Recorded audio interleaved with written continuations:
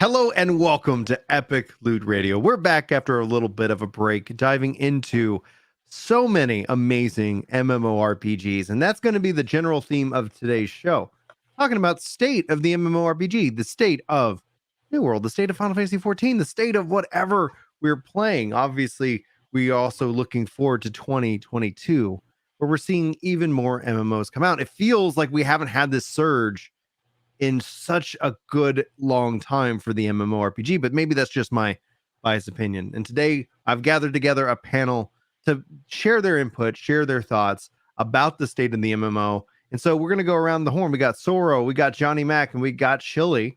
Obviously, all of us, also Final Fantasy XIV players, kind of filling in the gap that we got a 2-week delay. And that's something that we could talk about here on today's show. And obviously, we're joined live with chat. Guys, you can check out the Epic Loot Radio podcast wherever podcasts are found. Just search Epic Loot Radio and you can enjoy the MP3 version of the show, brought to you by Luke, who sponsored the podcast for a full year. We'll do some other shout outs to the support that we get here later in the show, but let's go around the horn. I'm going to talk with Soro. Soro, why don't you tell people who you are, what you're playing, what you've been up to in game, and then we'll just go around in a counterclockwise fashion. Start with you, because I haven't talked to you in like 2 months. I missed you, man. How you been? Hey, I've been pretty good. Missed you too, dude. Been a while. I've been hitting 14 a little hard lately. I finally got Omni 80. Congrats. So that was a big step for me. First time ever doing Omni cap. Started a raid group with one of my buddies, and we've been working on Eden. We started off just doing a lot of the extreme trials, trying to get some of the dragon mounts and everything, but now we're starting to move into the savages. We've got E1 and E2 clear so far. We're going to be doing E3, I believe, after Thanksgiving and everything, so that'll be fun. And I haven't streamed them. Didn't really feel like that would have been a good thing just right off the bat. Hey, by the way, we're going to be doing this, but did get permission to start streaming the savages and whatnot, and our raid prog through Endwalker, so that'll be coming when that drops. Pandemonium, dude. Pandemonium. What, they showed off already? Oh, looks so good. Has me excited, dude. Has so me excited. Good. Johnny, dude, what's going on with you? Again, last time you were on the show, you just hit the requirement, and we can tag them. If you guys aren't following Johnny, if you aren't following everybody on this list, note in the description, you can go hit their links. Moogle go around. Soro, the global cooldown over on Twitch, and then and Johnny Mac. You can always check those out. Please do so. Johnny, what's up, man?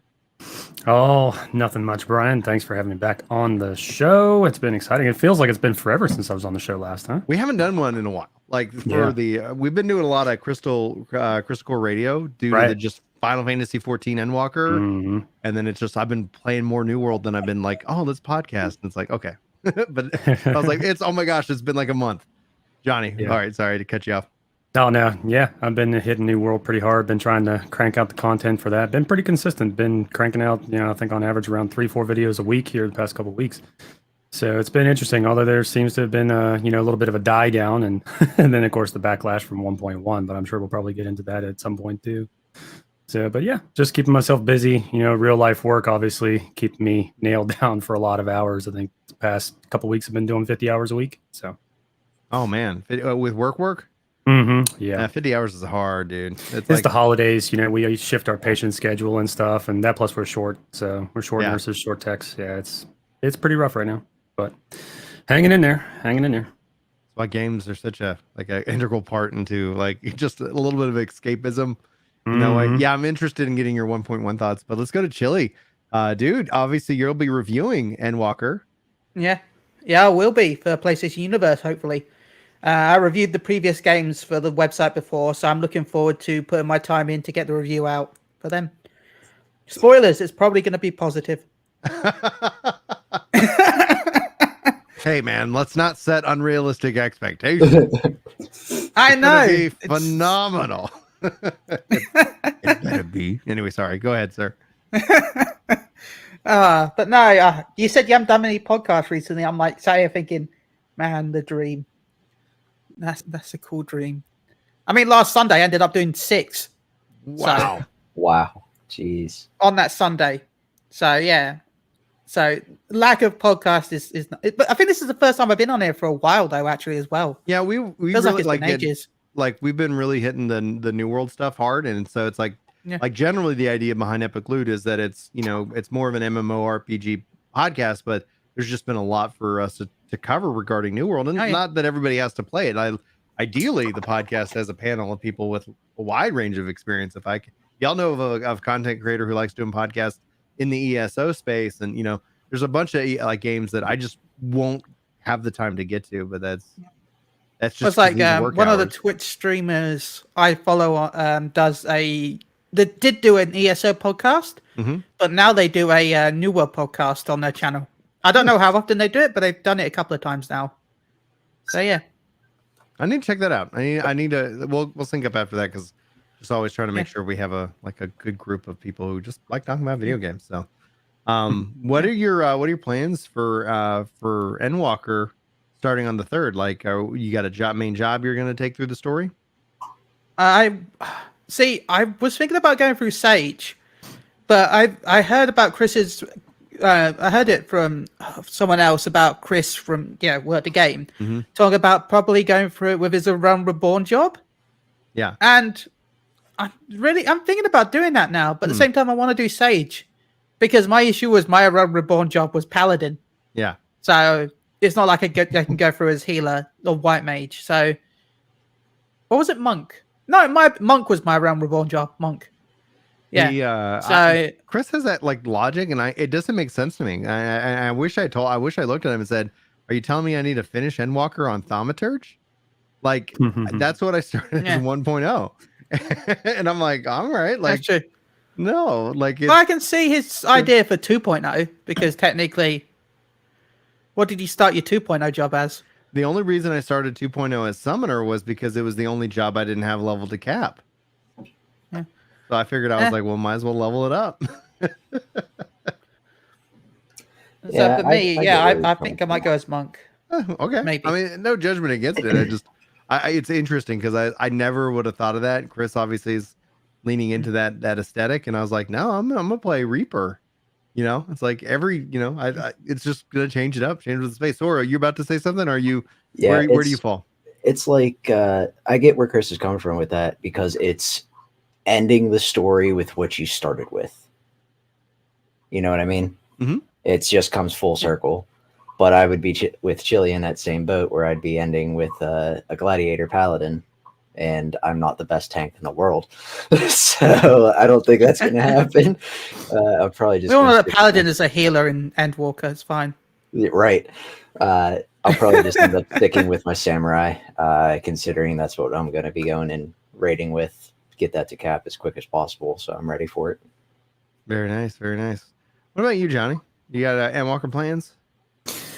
No, unfortunately, with my time constraints at work, as you know, it's like I don't have hardly any time to stretch outside of what I'm mainly focusing on, which right now is New World. So yeah, right now I'm kind of questioning if I'm even going to be able to pick up Lost Ark like I'd originally planned. Okay. So let's talk about that briefly. Did anybody here besides me and Johnny play Lost Ark, or did they watch any of that, or interested in that one at all? I tried, but I can't play those games that much, because I don't know, the angle really hurts my eyes. Like the any type of Diablo game like that, maybe when I get my new glasses it'll be fine, but I don't know, something about it just puts me off the game. Yeah, it's the top-down game, right? Yeah, it's the asymmetric. And by top-downish, yeah, something about the angle I can't play. That's not the first time I've heard that either. I've heard that by several different people, and it's like you can go on the forum threads for like Reddit or whatever, and that seems to be a common complaint. Yeah, I doubt that's changing. Sorry, Probably not. I know it's not going to change, but sorry, one more time. I'm in that same boat as Chili. Okay. I just don't like that angle. It doesn't hurt my eyes or anything. It's just I can't play that angle. It just doesn't seem right to me. Yeah, I think it's one of those things you got to be really into like the ARPG genre in general in order to be able. And I think my personal taste came from where I started into like really hardcore gaming with like Command and Conquer and Age of Empires and all that, because they all had that same top down, slightly off nadir angle to them. So it's just something that comes natural to me. It's like, oh, okay, this is different from usual, but yeah, it's a common complaint about the whole hurting the eyes thing. Yeah, it's strange. For me, my litmus test with that one was controller support, and it actually has it Oh, it's native out the beautiful. gate. It just it needs some, like, there's a couple things I'm like, man, needs a few adjustments, and that's one where I'm like, I know Yoshi P didn't lock 14's design in, but wouldn't mind some more of the Final Fantasy 14 touch brought over into into Lost Ark. But I can dream one of these days. Very first thing I did, I noticed on your one stream that you had with Lost World, is you were trying to figure out how to pick items up with the controller, and it's the L3, which is so awkward because you're trying to move. So the very first thing I did, since I'm on the Elite controller, is I remapped it to a back paddle. So that way I just hit the back paddle whenever I need to pick something up, and changes your world. Oh yeah, 100%. But all right, let's. I'm gonna spend some time. Obviously, like I scheduled time off this week to play Endwalker.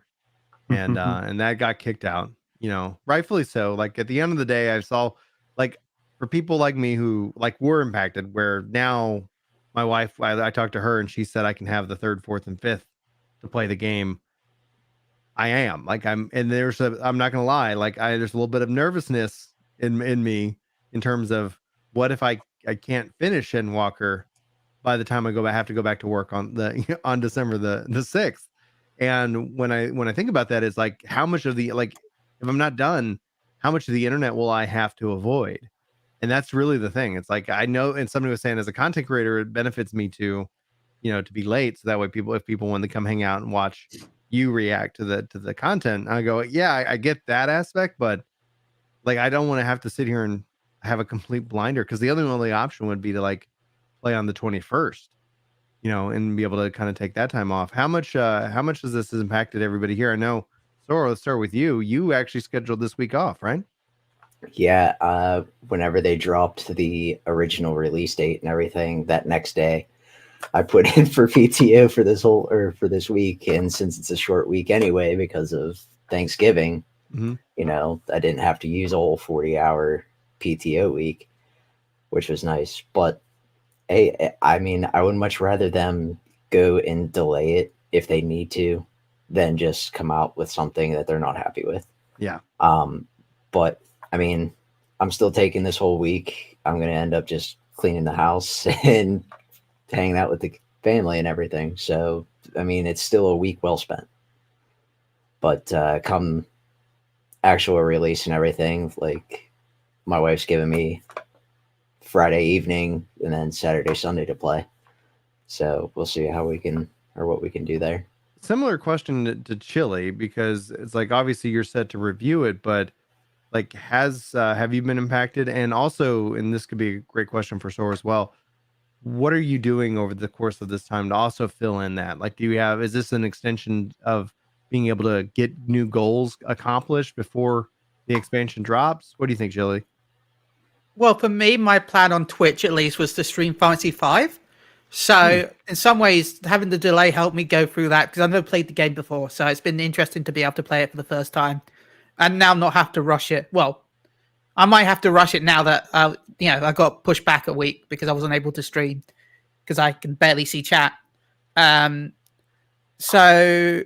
originally, no, I don't think the delay affected me that much. But I do understand for those who did get affected by it. Like, I'm lucky, but not everyone else can be so lucky.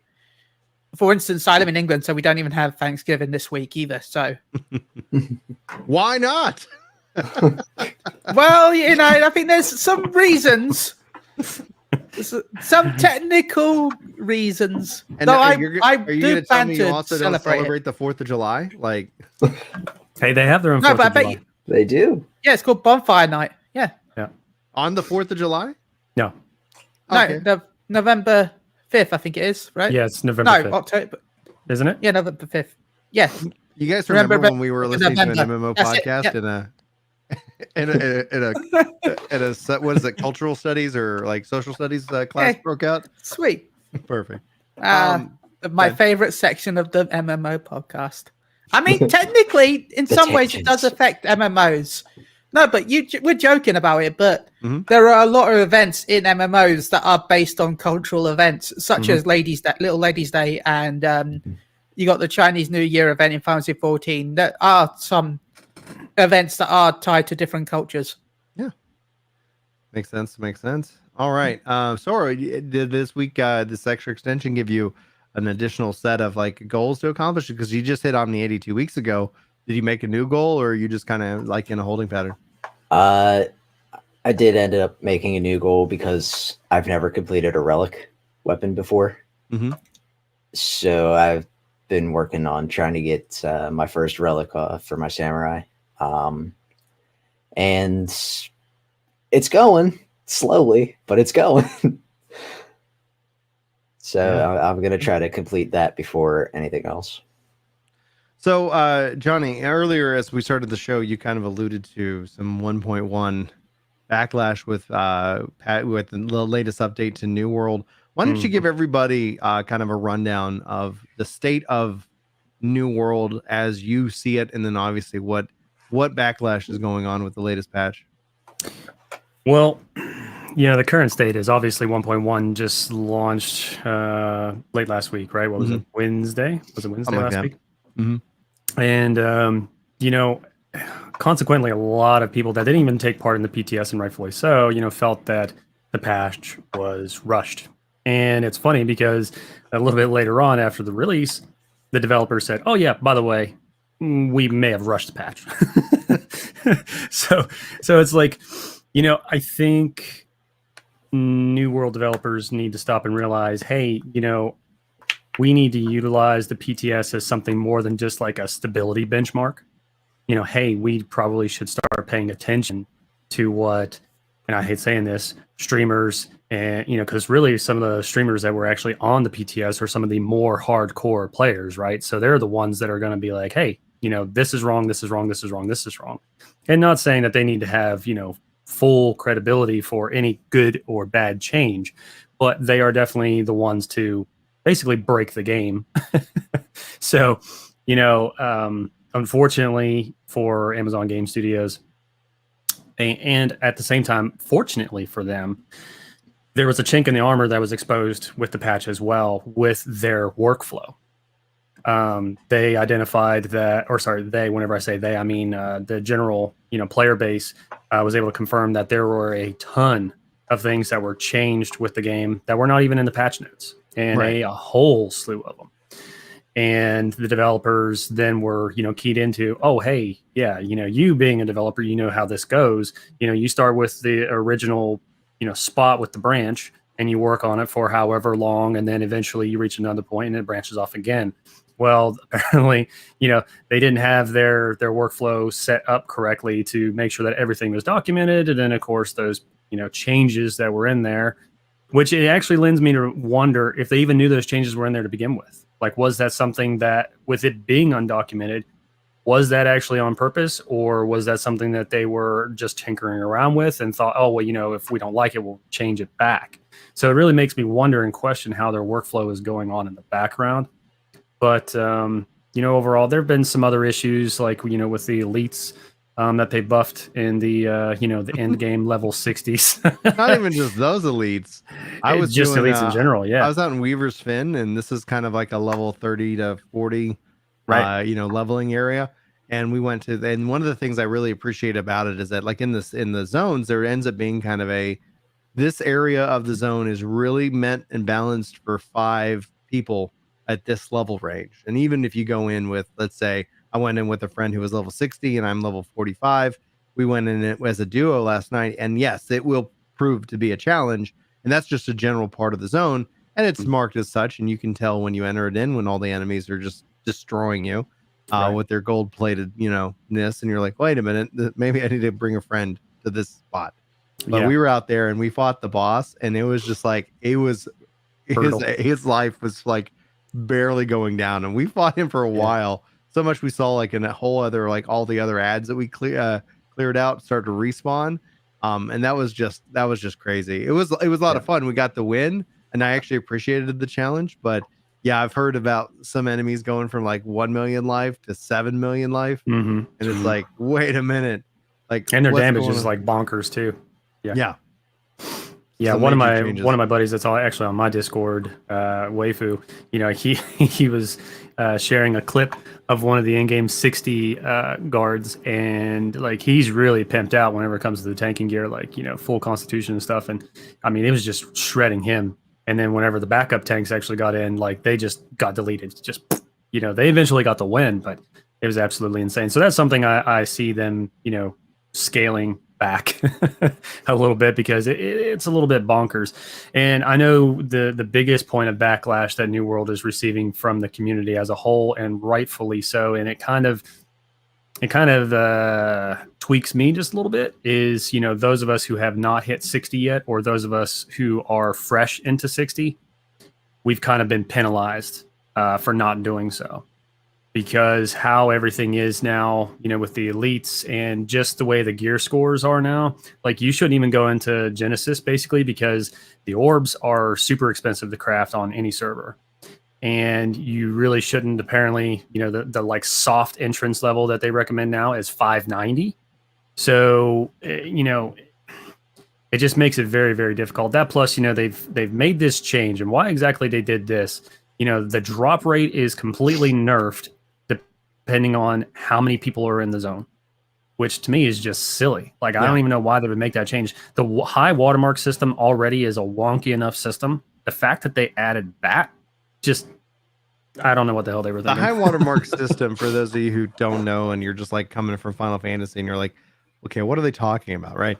It's like if you've ever played Destiny, and Destiny had a similar type system where your gear rolls a chance for higher based off of the highest that you've received. So every time you get something higher, it has the chance of like kind of that being a new set point forward. And how the gearing in New World works is kind of a couple different ways. Like you have crafting, and crafting, you can craft higher level gear numbers, but that doesn't increase your watermark. Your watermark is related to RNG, 100% RNG NPC drops. And so the higher the level enemy and the higher your watermark is essentially the RNG progression. And if anybody knows, has listened to me for any period of time, I am not a fan of 100% RNG progression. I'm fine with RNG progression. I like, as long as it's married with a system of some kind of form of static RNG progression, so that at the end of the day, if the four of us were all like sitting out there farming elite mobs, that I'm not the only one who ends up progressing, and all y'all are like, well, it sucks to suck. Go ahead, Chili. Oh yeah, I was going to say the only way I feel like RNG progression would work is if it's guaranteed to be above your level, but the guaranteed above your level isn't always the same. So you might roll in and you get lucky and get +1, while your teammate might get a +2 of the same armor. Yeah, like that's the only RNG I would enjoy. You should not be able to go in, spend 2 hours, because I've heard some of them can take an hour to 2 hours per dungeon if you're unlucky, and then roll it out with the exact same gear you just had, basically. That's not good. That's not fun. That's not good progression. No, that's not progression. Oh, that's just the same. It's the same problem that Anthem had. It's the same problem that 100% RNG progression games always run into, is the feeling of getting robbed. And that's where some of the data mine stuff has me hopeful that we could see that, because what happens right now is when, as a common complaint in any game, my common complaint with 14 is that once I'm at level cap, like XP becomes worthless. I've been Omni 80 for well over a year, and I'm not even the first person to be there. And XP just kind of, you get it from the challenge log and it falls off with 0. And I'm like, oh, it'd be so cool if it was just, if I leveled up, it stayed at 80, but then they just gave me like a loot box or like anything. Thanks for continuing to play. XP has not as valuable, but some value. Go, Chili. Aren't you getting your kind of loot boxes anyway in Endwalker? Not with leveling, but with the Grand Company seals. Because they're adding loot boxes to Grand Companies. Yeah, I'm excited about that. Which is great because it gets a lot of times and minions and all kinds of things. Right, that gives me another place of spending it. I'd still personally like to see XP because I love XP. I'm thrilled for Endwalker because of XP becomes valuable. And New World, it looks like from the data mining, they are also doing that with also the trade crafts. Now, data mine, take it with a grain of salt. But my hope is that with high watermark, it'd be really cool to say, yeah, it's RNG progression, but you get a level's worth of XP, and you get a guaranteed high water mark, focused, kind of point. So then all of a sudden XP retains its value. Yes, it's not. I mean, you get that RNG, and you're like, oh man, that love that ding that I just got was like 5 levels worth of XP. Oh, thrilling! But you go to work and you still chip away at. Go ahead, Chili. Could I suggest something? I've got a question. Sure. Yeah. If anyone that plays New World, does armor drop at all, or is it just crafting ingredients from the chest? It drops. Okay, now they want this RNG system, right? Where you got this. What if it was possible for them to mix a RNG system and a token system, but not make the token system guaranteed loot like in Final Fantasy 14 or in World of Warcraft? What if you could, when you say you get a piece of armor, and you then get 2 or 3 chest tokens because you got chest armor, say that. Then when you get out of the dungeon, there could be a vendor, or maybe it could be tied in with the crafter system, because I know how much you like that player-driven economy, where you can then use those tokens that you got with the chest to re-roll the stats if you got something that you feel like could be better. So say you got 2 or 3 tokens. You shouldn't be able to do it too many times. So I feel like limiting how many tokens you get per chest as well. Well, you could probably stack them, but that way you're not just going out, oh, I got 100 tokens from the one dungeon, I can re-roll forever. That way you've got a chance to have that item piece be higher level. So even if you went in there, got a piece of armor that's exactly the same stats as you got right now, using that token system, you could then re-roll that armor and it'll have a chance to be higher than what it is. Yeah, I think anything that would supplement that would be really beneficial. Would that be a good idea? I like bringing anything to the crafting world. So that way, essentially, like, okay, yeah, and then you could go and supply, or it gives you a source of income. But in terms of that, a token system for progression, some form of static thing, some form of like guaranteed minimal progress. That way, you never feel like you're 100% always fighting the odds, because at the end of the day, like the people who I see that are frustrated the most with the game currently, the complaint is, I've got over 500 or 600 or 700 hours in this game. I'm at level 60 and I'm high water mark. They're just living in that high water mark. And that isn't, when they describe what they're doing to progress the high water mark stuff, like that doesn't seem personally fun to me. And that's something that when I'm not there, because like I keep getting distracted by fishing and by gathering, and I'm having an incredible blast at this, like just like I really appreciate what New World delivered. Like they gave me the perfect game for what I believe an MMORPG is best at, building a world that I want to be in. And I'm just like kind of just there having a good old time, making a level. Like every time I get on, usually I'm like, when I have time to play, if I have an hour, I feel like I can get a level up in that period of time. And I know that when I hit 60 and I go into high watermark, that's not going to happen. Me putting an hour in isn't going to give me any kind of guarantee. But if by the time, but if they do implement systems that I could go put an hour in, and it doesn't again have to be the most efficient, but there's some form of like measurable progress, I'll be pleased. But I won't actually engage in 100% RNG progression. That was the same thing with me in Destiny. Like I would only go do the measurable things that would impact my progression, and then I'd bounce out, because I don't feel like constantly trying to roll a bunch of dice is the best use of my time. And that's just where I'm at in life. That's why I think Asmongold said it best, that bearded dads, will love this game. I'm like, yeah, we do.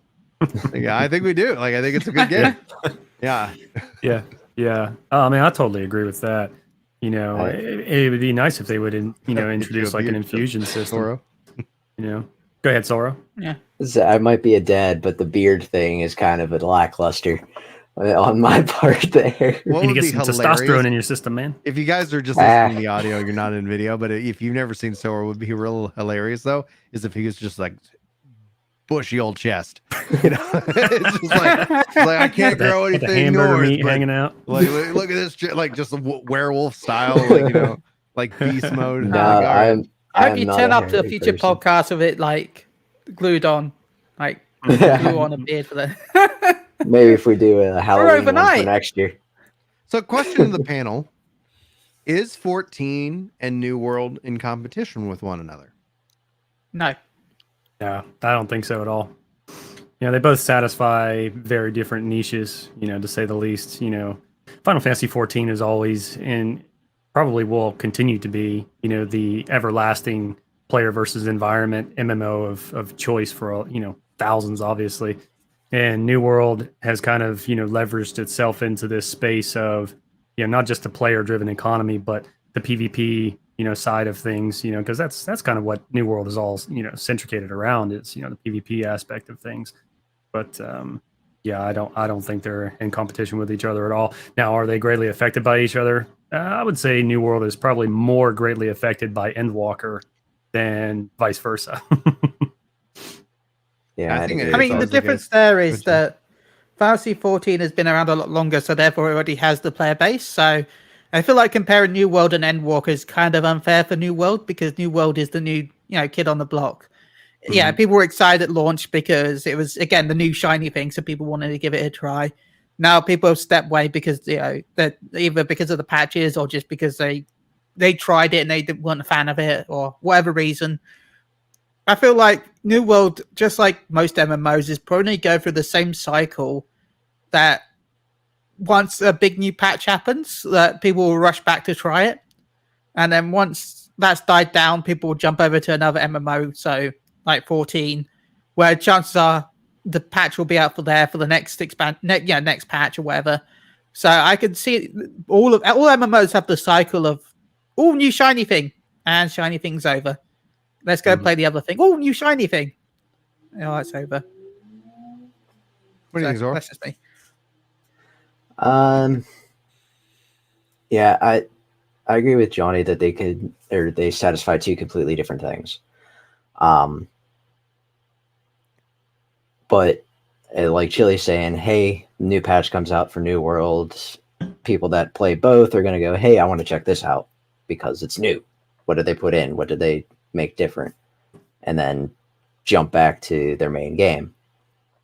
But I don't know. It's still too early in my mind to tell how they're going to be affected by each other because New World is so new. Mm-hmm.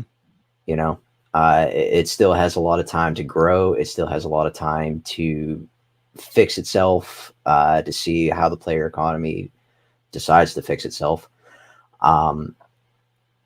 But we need to see what happens within the next year or so of the game's development and implementation and everything to figure out, okay, well, now New World just became the new World of Warcraft and is huge. So then I can see more of a fighting there. But right now it's still small enough to not make an impact on 14, and 14's already in its position to not even care about what New World player base is doing.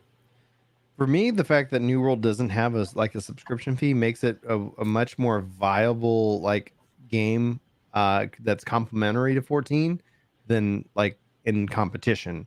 And it's the same mindset that I thought of Destiny before. Like in the latest stuff that the Destiny's doing, it just makes it really hard for me to want to go and continue to give them money because it's like, oh, you're mad, but you still swipe the credit card. Like you're sending Right. to me, like I'm mad at you. Here's some more money. So it's like when I look at my New World's relationship and 14, I'm like, these are two games that I think I can just get behind very easily, very have a lot of enjoyment in both, and my secret wish, as I run around in New World, you hear the greatest compliments thrown at the game in terms of its world, its sound design, just how immersive and how next gen it actually feels. It just feels like you're having this experience that wasn't really possible before.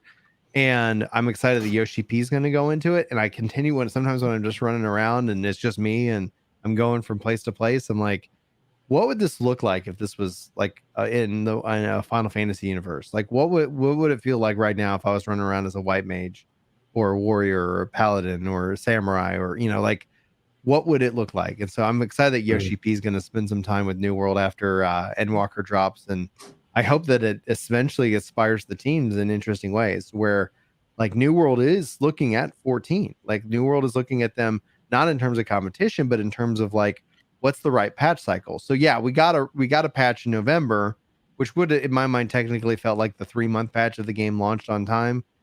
Right. And then I think we'll probably get another patch sometime in February or early March in terms of that cycle based off of what we're seeing from them.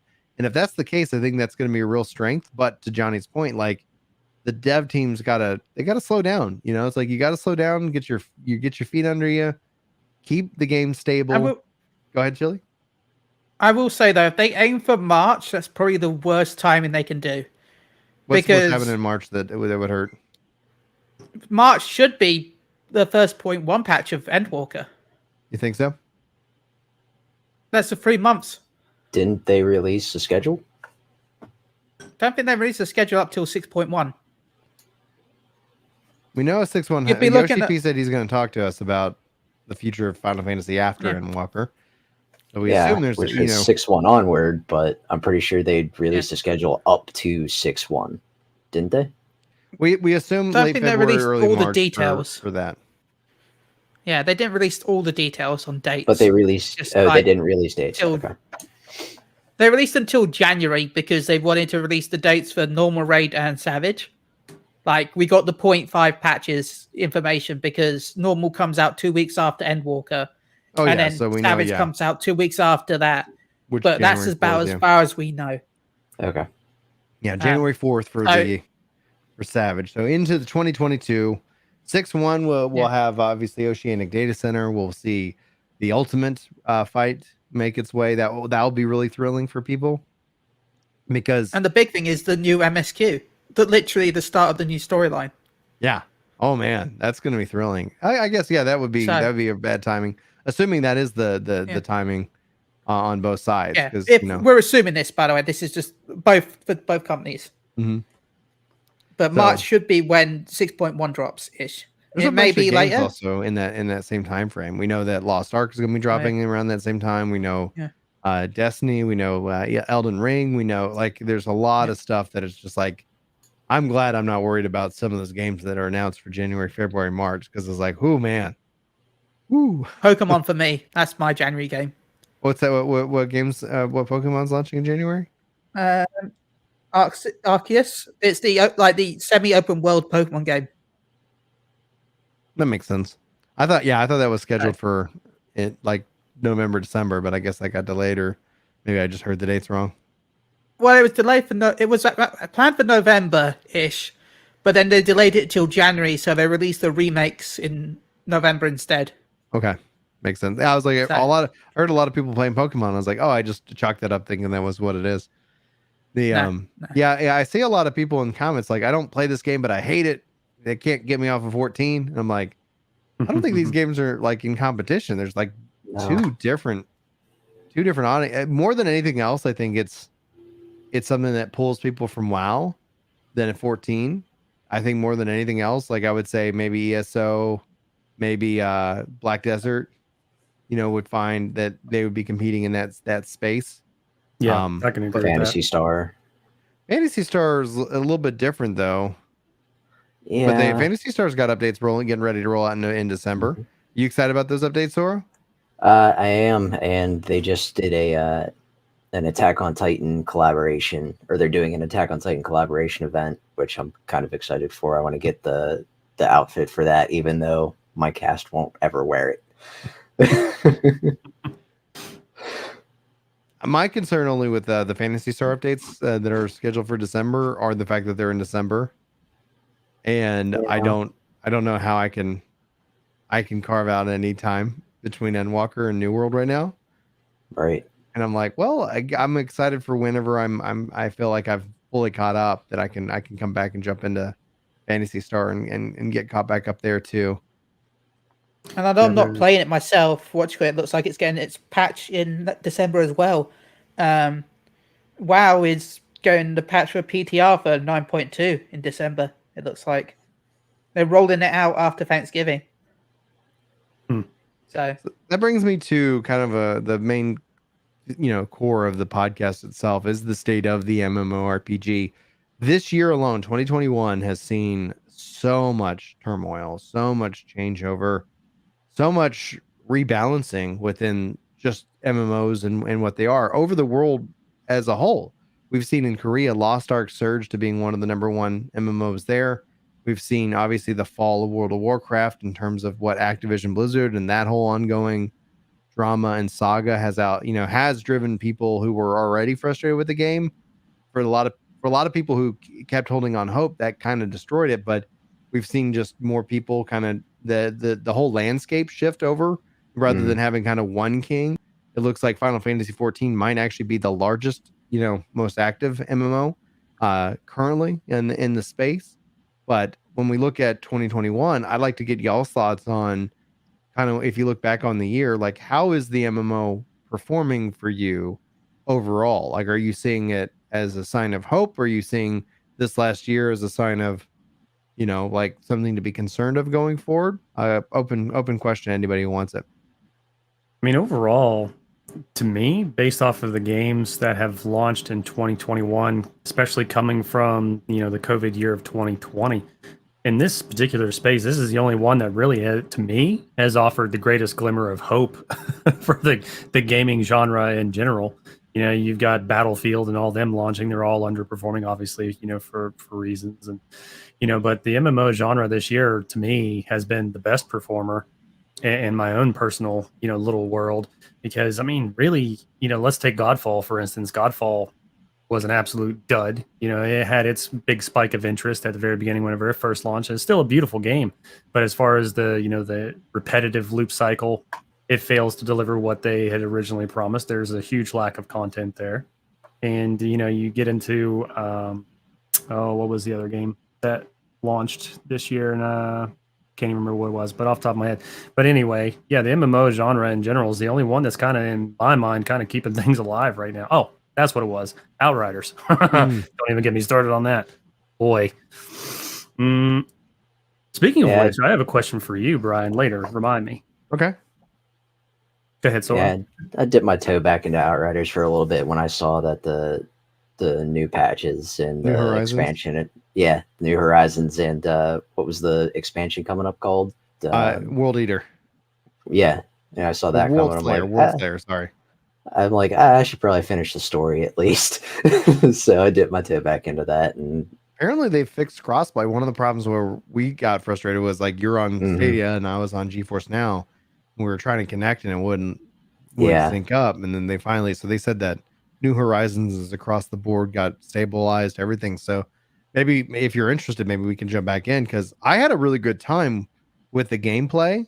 My problem with the game and its design is that it's a game I can't play around my kids because there isn't a filter to turn off like the gore and the violence. Whereas in Gears of War, I can. Like it's and it's weird that it's like, all right, I can feel comfortable with certain game types of Gears because I can just turn off all the the gore and the mature content, and then it's just bright dad shooting monsters. Versus this one where it's like, oh, I'm killing other humans, and I can't make it non-bloody and gory and things like that. So I was like, well, it became a limiting factor in what I would play it. But then also the fact that it has crossplay, but it was always broken, and I was like, well, I guess you let me know when you're ready. So if you're interested, I'm happy to jump back into Outriders. I really enjoyed the story. I did. I thought it was a really, really interesting, thing. Yeah, I just need to finish the story and stop getting sidetracked by all the side quests. Yeah. Yeah, but, I personally was very underwhelmed by their announcement with the patch. I'm still very sore about what happened with launch. To me, this patch that they just brought out for me is not enough to bring me back to the game, mainly because this is what the game should have offered from the very beginning. I think one particular aspect of the patch I don't like is the whole transmog across classes. I'm not a huge fan of that. I think that was kind of a cash grab on their behalf, trying to get people, oh, hey, I like how the other class looks, but I don't like playing it. I mean, I guess some people are okay with that, and it's probably, the point is moot, but I personally don't like that. But yeah, the game is kind of just now where it really should have been whenever it launched. And that's kind of a testament to how a lot of the games were coming out of that 2020 era. I don't know if it was just because of the sheer scale of the interruption in their product, production cycle, or, what it was, or if we're just in that weird nexus in between generations of, PC and console too. Maybe that has some sort of effect with, what is happening. I've been trying to think about that a lot as to what exactly biggest influences are, but say that, or because of the whole pandemic and everything like that, like people being at home more and wanting something to do, like they had to rush out. A lot of companies had to rush out and put something out to make money because people were staying in more, playing games more. And I think Outriders went, hey, we announced this, let's get it out there as quick as we can so people are enjoying our product. But that could just be me thinking out loud. I don't know. But in general, for 2020, 2021, I don't know. MMOs I see it as just a fun factor. Like, I've always had fun playing with other people, seeing other people run around and things like that. A couple buddies got me into playing Sea of Thieves with them over the course of the year. And at first, I didn't really like it too much. Yeah. I was like, this is a little weird. But after a little bit, going through with them and everything like that, playing around and sailing and stuff like that, I learned to enjoy it, just going around and seeing other people. Like, they'd released a Pirates of the Caribbean expansion, not expansion, but like content Collab, drop. Yeah. And going around and seeing, 30, 40 other people doing the same thing, going through the same stuff that you are, and then being able to interact with them and PvP while within this instance was pretty interesting. But other than that, like, I kind of stick to my 3 MMOs, which are Final Fantasy 14, Phantasy Star Online 2, and Destiny. Like, I have New World. I bought New Worlds. I early adopted New World. I played a bit of it, and then I got hit with work and was just like, well, I can either finish doing what I wanted to do in 14 or play New Worlds and still figure out what's going on. And I'm like, I know what I'm doing over here. Let's just finish that. But I just play him for the fun of it. Yeah. I don't, if I'm having fun, that's all I care about. And I got my daughter, or I made a character for my daughter in 14 and started taking her through it, and she's enjoying it. She chose White Mage. Nice. So she's like, I just want to help people. I want to heal people. I want to make them feel better. I'm like, okay, you do that. Great. That's excellent. Shirley, what do you think about the state of the MMO in 2021 and going into 2022? For me, I know that they knew that everyone will be stuck indoors due to the pandemic in 2020, so it's been the perfect time for new MMOs to launch. That could also be why some of the patches and stuff like that weren't exactly up to par, or some titles, Outriders. But I am excited to see how, and Cyberpunk. To be fair, I've been calling it Cyberpunk for years. Ever since it got, I'm one of those few people that doesn't and not really like that company ever since ever. I don't know, something about that company's always put me off. Which I know there's a lot of Witcher fans out there, and I'm sorry, but nah, I don't know, something about that company. I'm excited to see where things grow in 2022. I'm thinking about going back to Final Fantasy 11 for the anniversary because it's the 20th anniversary in 2022. 20th anniversary. Yep. And after playing a looter game that's coming out from Square Enix next year, last week in private beta, I'm excited to play that when it comes out properly. I can talk about it because right. You're talking about Babylon's Fall. Yeah, Babylon's Fall. I was part of the closed beta test free, and I had a lot of fun with what I participated in. So yeah, I'm excited to see where MMOs and looter games go in 2022. If anything, we've always got Final Fantasy 14 to roll back on. So that's actually one of the nice consistencies of it. Is that it's been that consistent hard work, deliver on time, good product, right? Just continue to play fundamentals. And so as I look forward to Endwalker, and then I look forward to 2022, it's that I think one of the best things is that MMOs are going to see this resurgence, that we're going to be in this golden age of that not one game ends up ruling, but a lot of different ideas can come into play, and hopefully that helps inspire and bring the genre forward. I do have my concerns and my questions because I wonder, like, as a genre, like, is it attracting in a younger audience? Because I know that we've seen a lot of people, obviously, with Battle Royale for the last couple of years, and Halo Infinite just launched.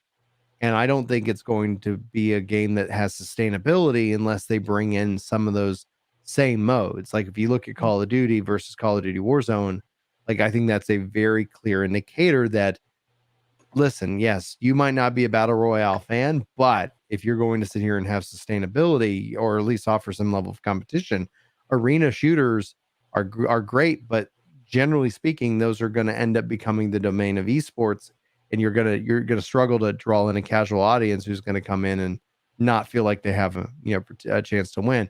But in the case of the MMO, if they're able to draw in a young audience, that will be very healthy for the genre as a whole. And that's where I think when I just wonder about what does that look like in the course of the next 5 to 10 years.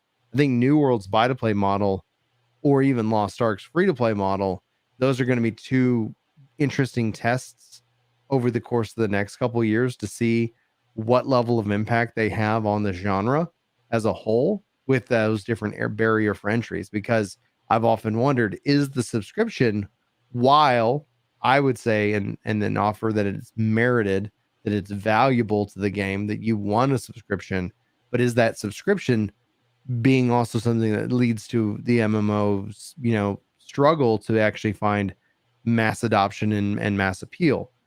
So I don't know. I don't have the answers to that, but what we will have over the course of the next 5 years is data.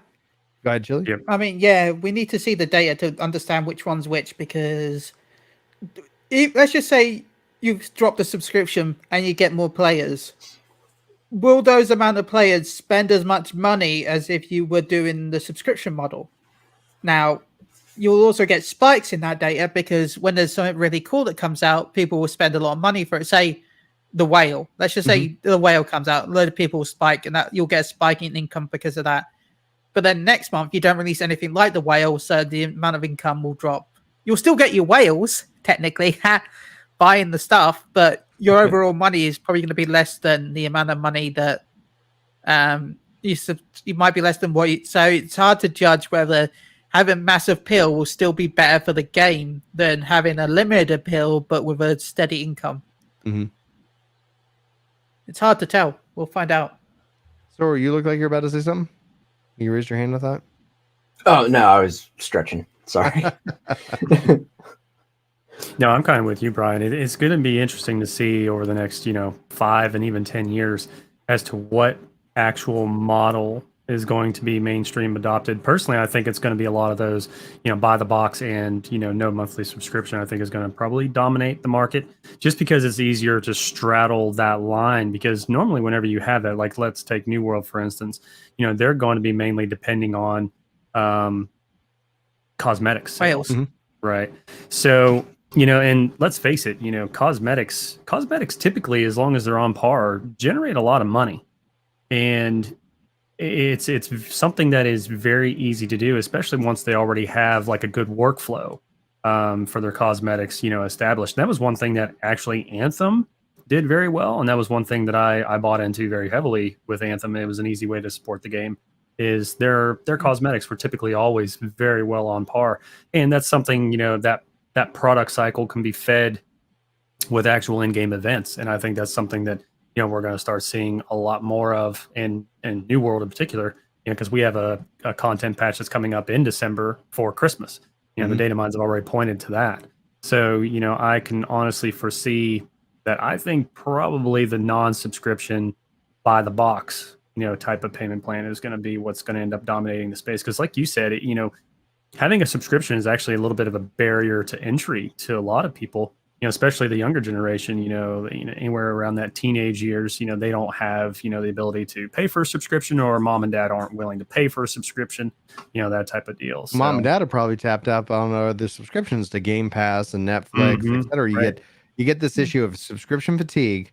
Then you also have the issue of competition, right? So as gamers have been trained into free to play or even buy to play, when they come in, it's the same reason why Halo went free to play. Like, free to play doesn't necessarily mean free. It means your cap on how much you can spend is unlimited now. So it ends up in that regards, where once I saw Halo go free to play, I was like, that makes so much sense, because why would you release a shooter that you want mass adoption for, but then you ask for money up front when no other shooter that is of equal quality is asking for? Like, how do you get people from Fortnite or Warzone or whatever to come play your new shooter? Well, step one is not to ask for money up front. Right. And then you can sit here and say, hey, if you like it, stick around. And I'm fine with actually the buy to play model with MMOs, because typically when I run into the free to play, ultimately it feels like there's just like this constant need of like, oh man, if they just had this all as your base package, it removes so much of the frustration. And it's like, just sell And people if only they had a base package they could sell for $60 that you could go into a store to buy. Yeah. If only. And so Only that's such a where model. that's where I wonder if we'll see going forward, especially with the way that WoW is in its state, if it will ever they will modify their like subscription model, in that regards. And I don't know if they'll do that, but I'm just kind of curious to see as we look forward to the future of the MMO. I think one of the things that will help it become a healthy genre is obviously people who are willing to come play it. And I think the subscription model is actually, unfortunately, holding the genre back, despite the fact that I think it's the most fair model that can exist for the MMO. Oh yeah, absolutely. Yeah, I mean, I definitely agree. Just that barrier to entry with a subscription model. I mean, it's archaic. It's something that existed way back in the EQ days, and it's kind of persisted over time. But overall, the one trend that we are definitely seeing is the buy to play model. Ever since Guild Wars, is starting to really steamroll and take the stage. Overall. So it's going to be, but overall, the data I do believe actually does show that the free to play and the buy to play actually generates more revenue than the subscription model. But on the opposite side of the same coin, when you have a subscription model, it's a steady revenue versus, the buy to play model. So there are strengths and weaknesses to both. Yeah, it has the monthly subscription has that RMR that'll just keep the company going. Like I do security for work, or electronic security for work, and a lot of our revenue comes from RMR. So yeah, you can sell 50, 60 jobs to go do, but for each 50, 60 job you're doing, those two recurring monthly revenues that we have on the side are paying more or throughout the course of the year. Right. It's that consistency in that. And that's where, when I look at it, when people talk about, like, New World is a great example. There is a subscription fee for New World, and people don't realize it. It's called Amazon Prime. So what the Amazon has done is that they're taking their Amazon Prime model and adding in so much more value to it. And so that's where, if it doesn't necessarily go away, I think you'll see it shift into like other things. Like, I know Square Enix has said that they aren't going to do it, so I don't know what their plan will be, because they could always change their mind, or they can still work on it. But I could see a one subscription Square Enix, model. One sub gets you access to 14, and then all their games, in terms of ways to compete, right? In terms of ways of like, hey, we're going to sit here and add value to your subscription, and therefore it ends up increasing the overall subscription numbers, which therefore generates that RMR, that recurring monthly revenue. That's like, yes, okay, good. We've got money coming in consistently every month. We can predictably change it. In fact, that's actually one of the things that is really telling about how Square Enix and Yoshi P runs 14, is that when Asmongold and Rich said, like, how much have y'all changed with Endwalker, or have y'all, like, with whatever, due to all this influx new players? And Yoshi P says, none.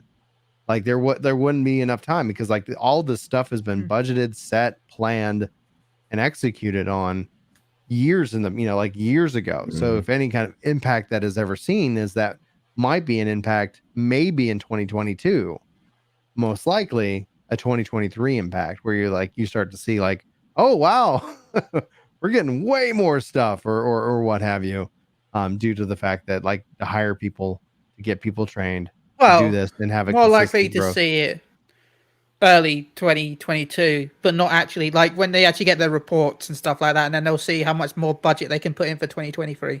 Yeah, exactly. Like 2022, 2023. Because they've already planned, as you said, they've already planned this year ahead. So once they've got the financial reports in early 2022, that's when they can plan like with the money they have. Yeah, because you don't want to ever sit here and be like, well, we're out of money. Like, no, how'd that happen? Well, we weren't paying attention. Looks like Dalamud the Second has appeared from Dalamud the somewhere. Second, somewhere. And it's a real life Dalamud. It's called the Bank of Dalamud. And oh man, good times. Guys, where can people find you? Let's start with Chili. You can find me on Twitter at MG_Chili. You can find me on Twitch on twitch.tv/MuggleGo on Radio, where we stream every day pretty much. We do a podcast every 2 weeks, and we're taking a break until mid-December now because of Endwalker. But we'll still be streaming, of course. It's just there's been no podcast until then. So yeah, thank you. Thank you for having me on. Oh, thanks for being here. Johnny, where can people find you? You can find me here on YouTube, Johnny Mac Games, and I'm actually going to be starting to stream here probably as soon as I hit 60 in New World. So if you guys are interested in live streams for New World, we'll probably be hitting those soon as well. And I'll probably be picking up streaming over on Twitch again. I've actually been focusing a lot on my YouTube channel, so you can find me over there, Twitch TV/Johnny Mac Games as well. Sorrow, man, where can people find you? You can find me on Twitch at Global Cooldown. Haven't streamed a lot recently. Haven't really done a whole lot recently. A lot of work and stuff like that going on. But since I got this week off, I might hop in and stream a couple things here and there, just trying to decide on what to do. But other than that, you can find me on Twitter as well at Global Cooldown. Perfect. All right, guys. Thank you guys so much for tuning in. I want to say special thanks to Plague of D, Redline Gamer, Red Rocket, Dark Wolf, Psycho Cordell, WG Productions, and Keeland for supporting this channel with the monetization as a podcast legend, helping to fund the cost of the shows themselves. I appreciate all you guys. If you guys want to ever support the show, just being here, listening, liking, and sharing out the podcast or making clips of it are a huge thanks. And that if you ever feel like going above and beyond, the join button is there for you if you choose to do so. But that's going to wrap it up for the show, guys. This has been the Epic Loot Radio podcast. My name has been Brian, and hopefully you've enjoyed our discussion today. Feel free to always sound off in the comments or check out again all of our amazing guests for this epic panel. We will see you sometime after Thanksgiving and before Christmas. But until then, take care.